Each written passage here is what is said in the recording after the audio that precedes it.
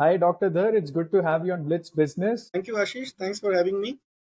Awesome. Let's get started. So, we would love to know a little bit about yourself first. Great. Thank you. Uh, Ashish, I am a scientist turned entrepreneur. I have a PhD in molecular biology from Indian Institute of Science, Bangalore.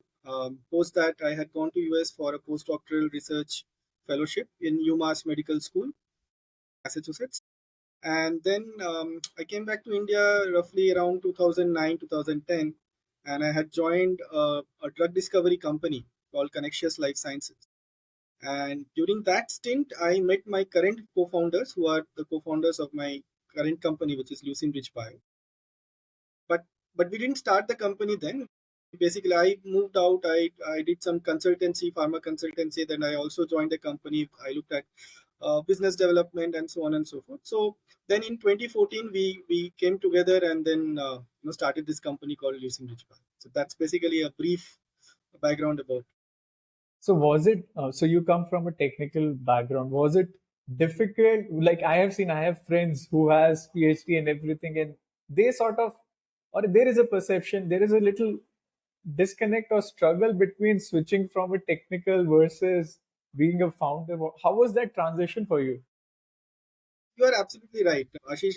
In terms of our training as a scientist, we are not exposed to the nitty gritties of financial parameters that are very important in running a business.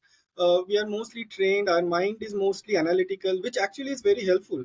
Even when you are running a company, it is helpful. But yes, there are lacunae in the training of a scientist, which prohibits, at least in Indian scenario, from starting his or her own company, which I think is changing right now. The startup culture has evolved in our country in the last 10 years, so people are moving towards it. But to answer your question, yes, it was difficult, but you learn on your job. So I have learned on my job a lot. Okay, awesome. So let's talk about your company. How did the idea sort of came in? What you guys are doing? Yes, Ashish. So we started this company 11 years back in 2014. The company's name, as I mentioned, is Leucine Rich Bio. We are South Asia's first microbiome company. So what is microbiome? Microbiome basically is the sum total of the genes of all the microorganisms present inside our body and on our body. Now we have been told that microbes are not good, like bacteria kharab hai, kind of a thing. But that is not true. In fact, our old texts like Ayurvedic texts and all, they all emphasized on the importance of gut health. Importance of how the gut plays a central role, and we basically work on this aspect a lot more scientifically, because now we can profile all the microorganisms which are present in the gut non-invasively, and also on our body, like the skin microbiome, the oral microbiome, and so on and so forth. So all these microorganisms play a very important role as to what we are. We think we are humans, but actually we are not. We are actually humans plus these microorganisms put together. So they shape our health, they shape our wellness, and this is what we are doing. So this company, when we started in 2014, we were one of the very few companies in the world which was doing work on microbiome. And now we can proudly say that we are the flag bearers of the microbiome story from this part of the world to the world. And in this journey, we have won plenty of awards, including the National Startup Award constituted by Government of India. And there are many firsts. I mean, in this course of our discussion, I'll elaborate on those many firsts. So back to you. I think you are on mute. Yeah. So we have done so many episodes crossing to touching 200 now almost. I never had such concept or company doing so. I will be asking very basic and maybe sounding stupid questions. This is way beyond me. So when you say microbiome, right? So what exactly is it in a layman terms? Is it something you are mentioning? It's on your body, like it's a form of bacteria. That's what I can understand. But it plays a like what sort of like help us first understand what it is exactly. So see, microbiome, technically I mentioned what microbiome is, but actual word is microbiota. That means microorganisms basically. See, these are those organisms which you cannot see from your naked eye. And that not only includes bacteria, it also includes viruses, it also includes fungi. And you'll be amazed to know that our gut, especially the intestine, the large intestine, is teeming with all these microorganisms. And they have lot of role to play, right? So when I say that we work on the microbiome, I mean that we work on looking at the role of these microorganisms which are present inside our body, which is primarily the gut, but also the oral microbiota.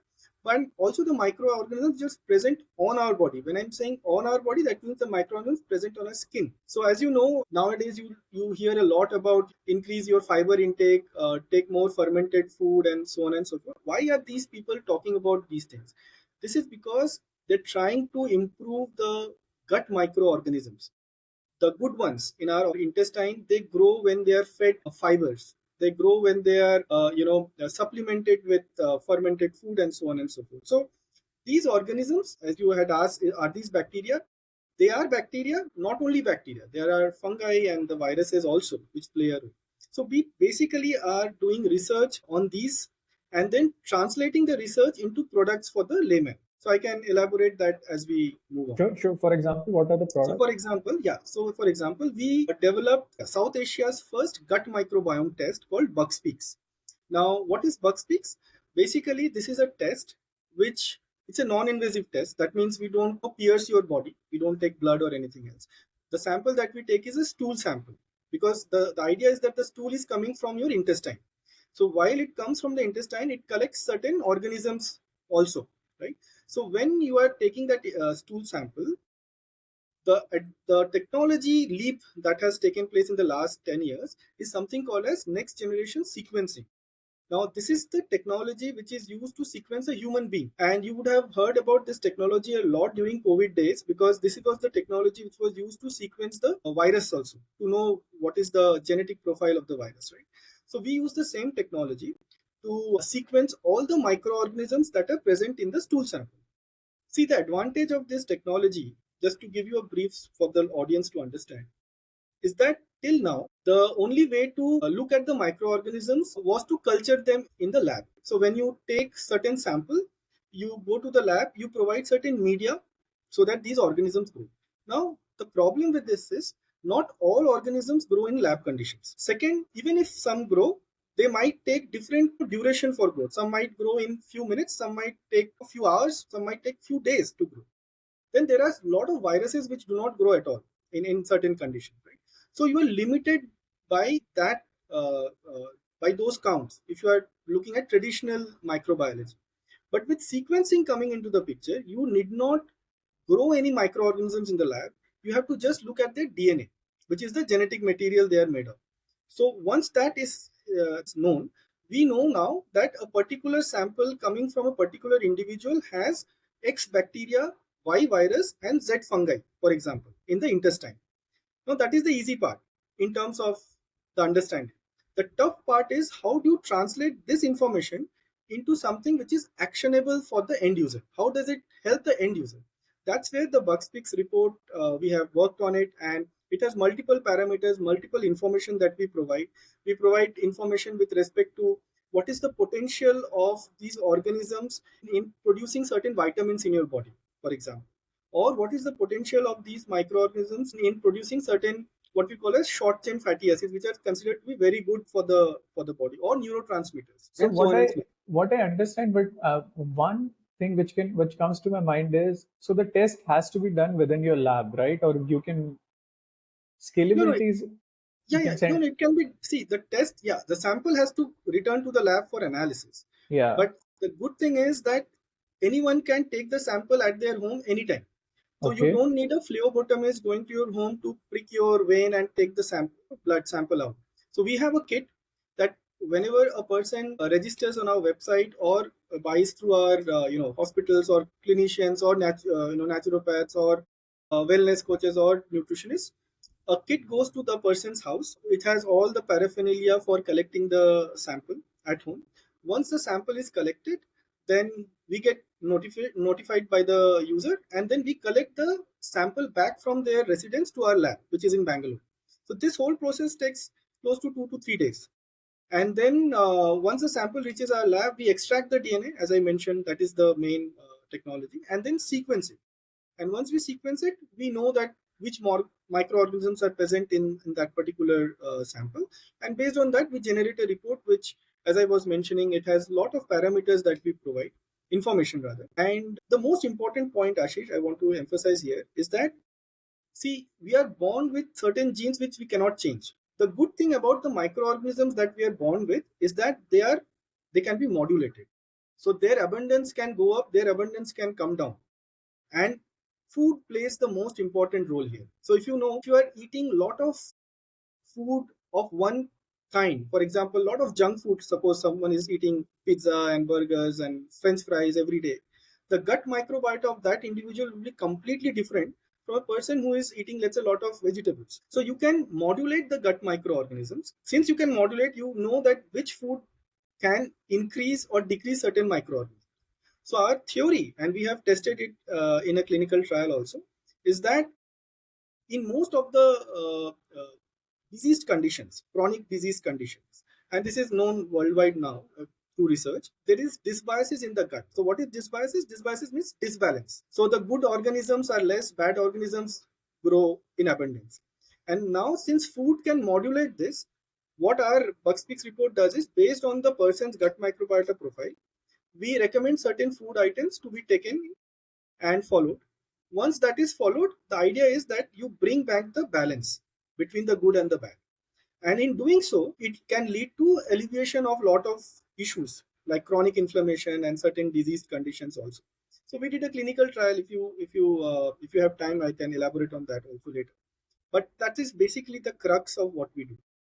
So this sort of reminds me. I was in US few months back, and I did a test. It was, I think, DNA test sequencing. So you took a they sent you a kit over post, and you do a mouth swab, and then you do that, and you put, and then you send it back, and full report comes. So that sort of process sort of resonated here. Instead of this, you cannot take through mouth, like Yeah, it's. you can. See, you can. So that's what. So we right now, the test that was launched in 2017-18 was the gut microbiome test. So there is also a oral microbiome test where you look at all the microorganisms present in your oral cavity. So a lot of research is happening in that domain also, how they play a role in certain diseases and your well-being and all. Then there is something called a skin microbiome, which we are going to launch very soon, which is basically your microorganisms present on the skin of your body, and they play a very important role as well. I mean, in the sense, you would see that there are people who have a lot of acne episodes, or people with psoriasis, eczema. There is a skin microbiome angle also there. So we are working on it, and very soon we will be launching a skin microbiome test also, first of its kind in this part of the world, of course. So that is where we are. So basically a microbiome company. And just to add another layer to this, Ashish, now that we know the Indian microbiome data, because we have now done close to more than 20,000 tests, so we have certain data points. Based on that, we realize that the Indian gut, lacks certain what we call as beneficial organisms or probiotics. So see, in our report also, we there's a section where we provide information about which probiotics are missing in the gut. You know this term probiotic, which a lot of people use, right? Yakult and all that drink, Yeah, which. Yakult and all. They have actually done a good job in popularizing this concept of probiotics. But does it work? Like, or I thought it's a marketing gimmick. I don't know. No, it works. There's no simple answer to this actually. It works. It works in certain conditions, certain background. But I mean, it's a different story if we go into that. But yes, so what we have done is, because there's a section in the report where we provide information on which probiotics are missing or which probiotics are present in the person's gut. Initially in 2018, 2019, our customers used to come back and say, we are not getting these probiotics in the market.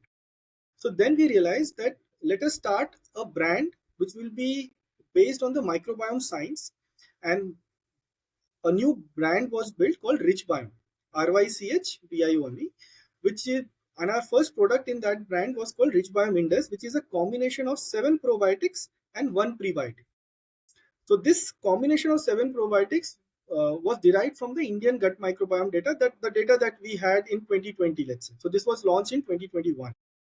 And now in this brand, or in this particular section, we are going to launch a lot of products, like a skin microbiome cream is in the works.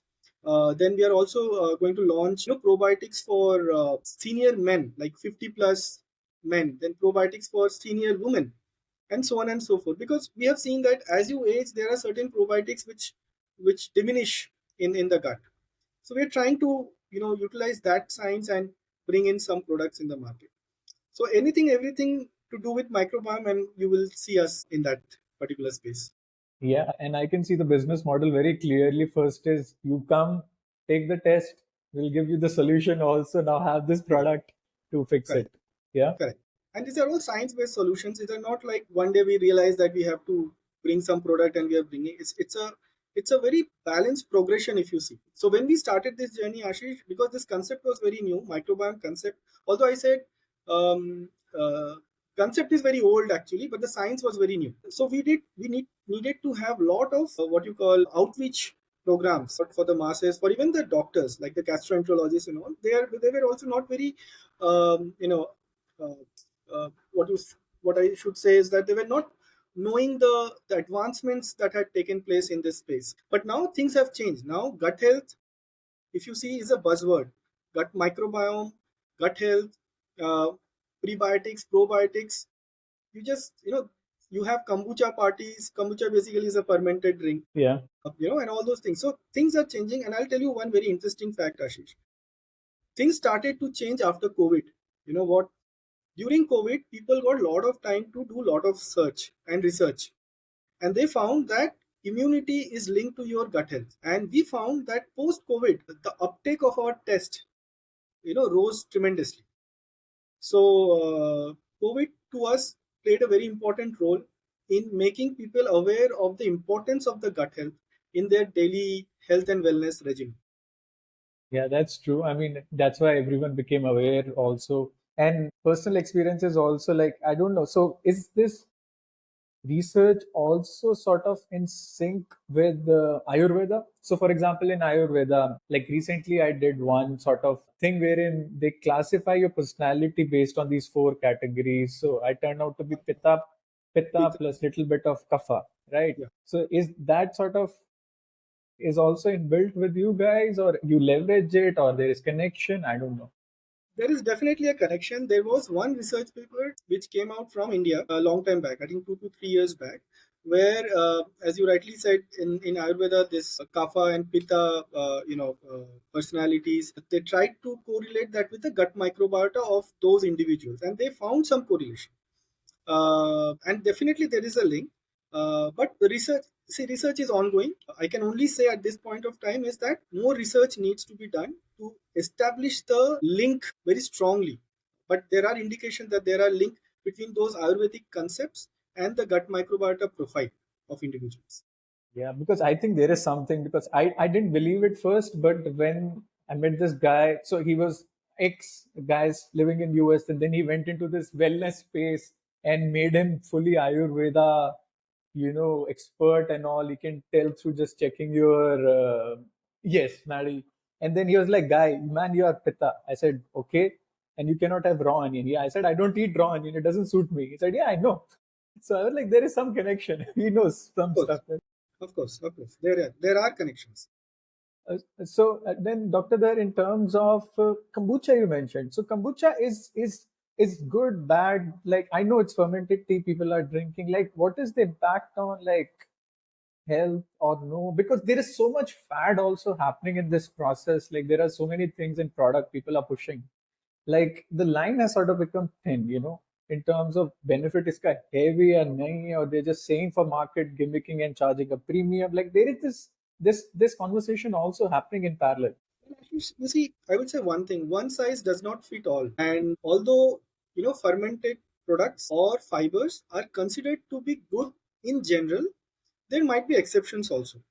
So we need to be very careful where when we are whether we are not overdoing stuff. The problem that I see is that mostly people overdo. They go overboard in selling something, and we have to be careful in that.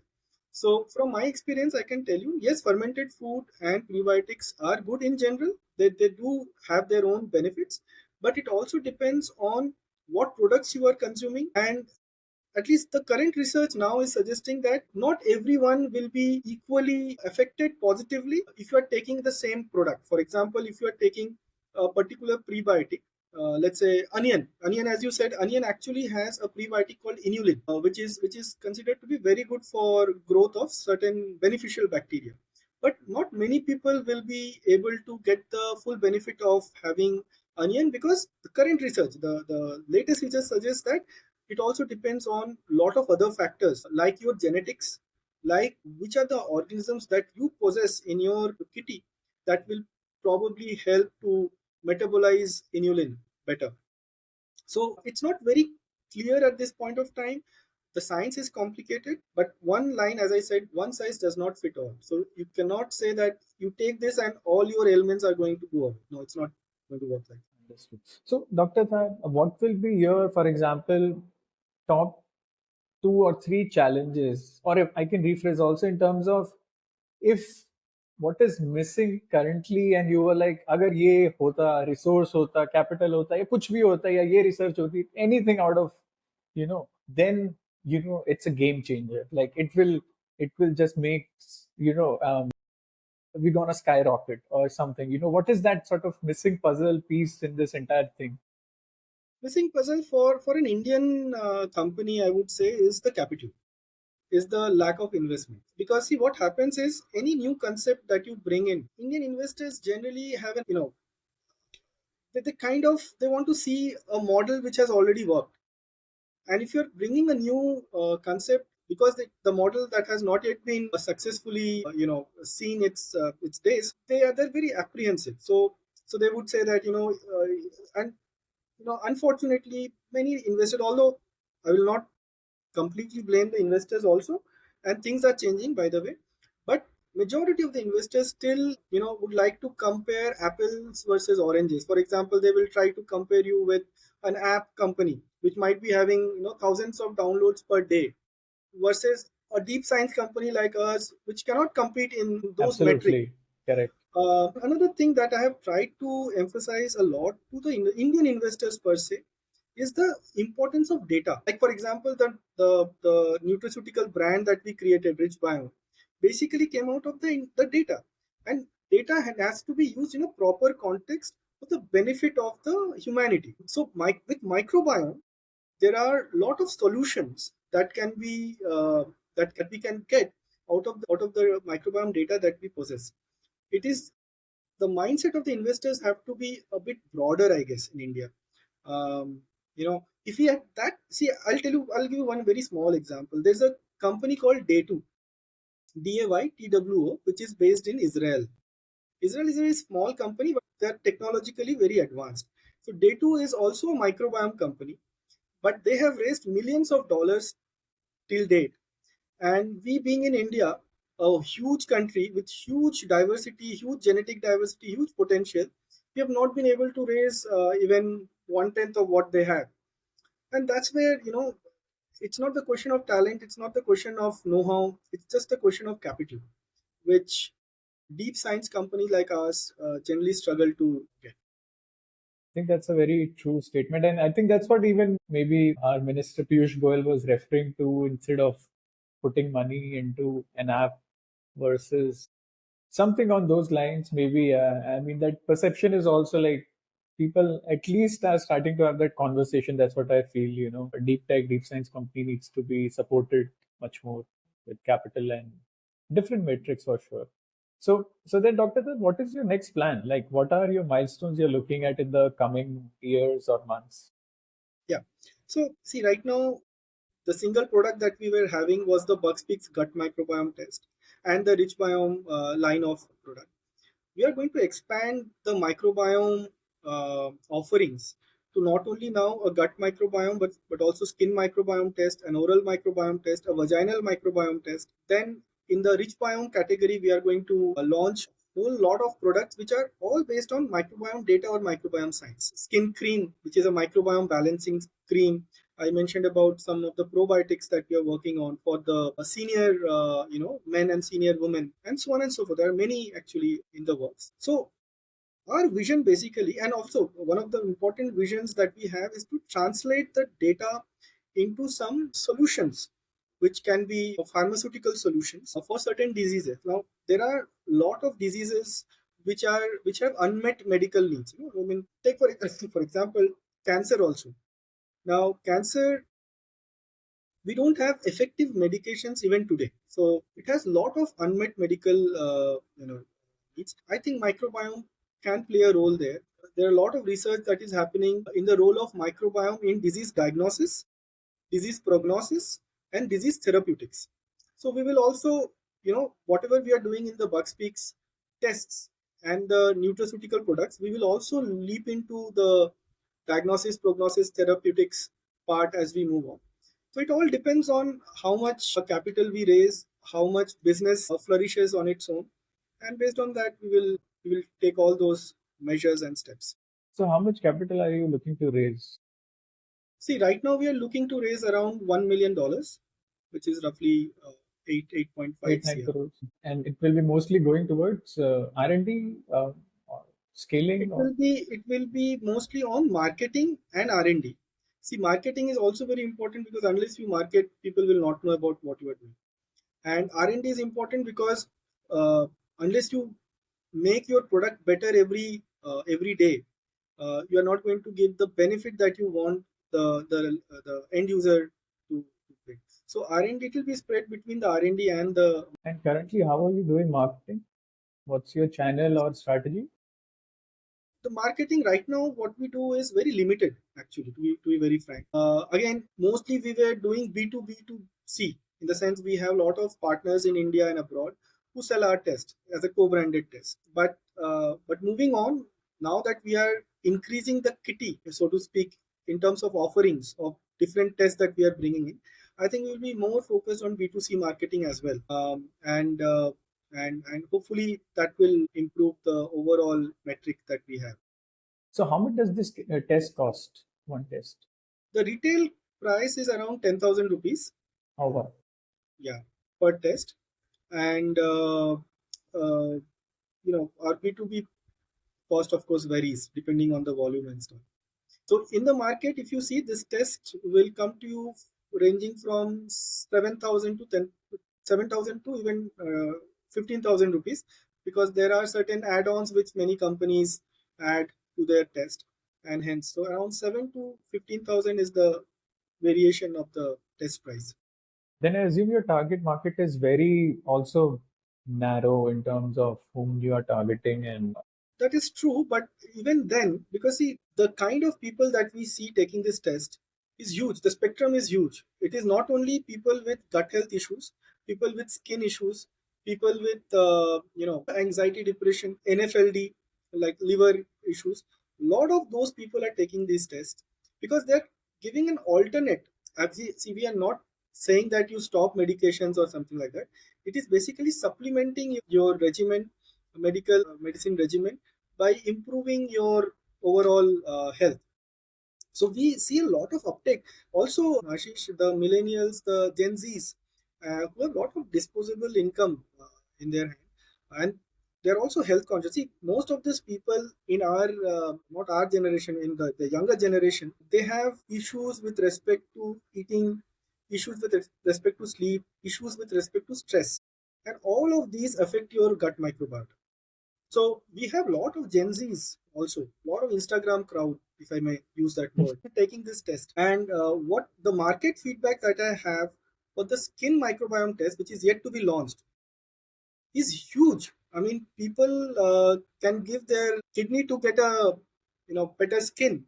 oh yeah, yeah, that's a So the beauty and cosmetic makeup market you're entering. Yeah, cosmetic. Yeah, that's is a huge. huge. So Yeah. for them, spending 8,000 or 10,000 rupees to get something worthwhile is nothing, because people spend so much money on their makeup and cosmetic things, that this is peanuts. But having said that, Ashish, I must also emphasize that we will bring the test price down to around 5K very soon. So it all depends on the volume. Once the volume Scale. picks up, we are going to bring down the test price. It will be the go-to test for many of the diseases that we know of. Like for example, in diabetes, mostly people go for something called as HbA1c, which is a parameter in the blood, right? Which was pretty costly even 5 years back, and now it has come down to sub 1,000 rupees level. This test, the microbiome test in general that we are talking about, if they can be brought to around 5K mark, I think the uptake will be huge. So Doctor, there in this, like, this makes me think, like, so what is your IP in this? Is it the process you have identified, defined, or is it the machinery, the lab equipments? Like, where does the IP resides? In the performing the test, or something else, or translating from numbers to something useful? Yeah. So IP is basically that magic sauce that we are putting once the machine gives us the raw data. So machine is giving you a raw data which can be translated into X bacteria, Y fungi, and Z virus. But what you do after that is the magic sauce. We have two patent pending algorithms. By the way, we are the only Indian company or the South Asian company which has successfully conducted a clinical trial to show the efficacy of our product, which is Buckspeaks. So now we have shown that people with type 2 diabetes, when they were asked to follow Buckspeaks recommended nutrition for 3 months, their HbA1c level had actually come down as compared to control, and this was validated in a clinical trial. We are soon going to start a clinical trial in cancer, in oncology, where we want to see whether effect of modulating the gut microbiome can positively impact the lives of cancer patients also. So that is something that this particular clinical trial is being done in collaboration with AIMS. And if the data comes out well, we will be publishing it soon as well. So we as a startup, as a company which is not flush with funds, but our minds are in the right place. We want to do a proper clinical trial based process to show the efficacy of whatever we have in the market. And I assume, so when you say clinical trial, what's that sample size? I assume it will be quite expensive process, or no, like to perform these clinical trials. It is. I mean, so right now these are all proof of concept clinical trials. So where the sample size varies from 30 to 50 patients. If it was a diagnostic, like if you're claiming that this is a diagnostic kit or something, then of course your sample size is going to be in thousands or in hundreds, if not thousands. But even having a clinical trial in that 30 to 50 person zone is also very expensive. Just a ballpark number, like how much it like will it cost to have? Depends. Yeah, it is around 10 to 30 lakhs, something around that. Wow, 10 to 30 lakhs for 30 people? Wow, Yeah. that's So it expensive. depends. Again, depends on how much, what are the other parameters you are looking. So for example, when you do a clinical trial, you are not only doing the sequencing is very expensive. Just you can add 10,000 per sample there itself. So if you have 50 people, that means 5 lakh uh, comes from there itself. Then the patient recruitment, the CRO fees, then the other parameters that you are looking at, like for example, if you are looking at a diabetic profile, you are looking at HbA1c, you are looking at let's say some other parameters like Multiple parameters. CRP or IL-10 or TNF alpha, and so every parameter you add and the cost gets added Puts up. up. So it is expensive, no doubt about it. Then you have the PI fees and so on and so forth. That's wow. That I knew it was expensive, but yeah. So that's a quite a big number on it. And but then, like, India has no problem of volume of patients, right? I mean, hospitals are flooded with different sets of. So I assume it's easier to perform. It's not difficult to get the trials up and running, right? At scale, if like AIMS has so much footfall. Yeah, so what you see is the patients in the public hospitals, and of course there are private hospitals like the Apollos and the Fortis and the Maxes, where you do see a lot of people. See, clinical trial is a different ballgame altogether. I mean, it also depends on which disease you are looking at. If you're looking at a very, let's say, for example, in cancer also, if you're looking at pancreatic cancer, now the pancreatic cancer number of patients are quite less as compared to, let's say, lung cancer. So if you're looking at lung cancer, of course, you'll get more patients easily. But if you're looking at pancreatic cancer, your weight has to be much more. And then, of course, there are inclusion criteria and exclusion criteria. So not all pancreatic, so for example, these are all hypothetical, I'm saying. For example, you're working on pancreatic cancers. Even then, not all people with pancreatic cancer will be eligible for your clinical trial. So there are certain exclusion criteria. So uh, it all depends on which disease area you are picking and what parameters you are looking. Got me. Got it. Very fascinating, Dr. Dhar. Thank you so much for helping us understand this deep science. Quite fascinating, for sure. Compared to I don't want to bash the regular apps, but it's an interesting space to be in. Yeah.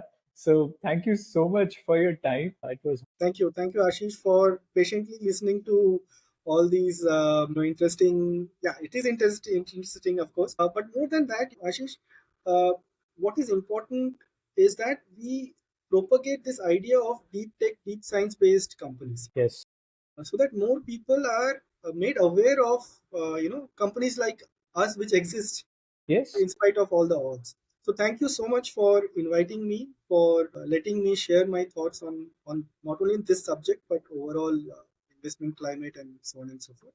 It was a pleasure, Ashish, talking to you. Thank you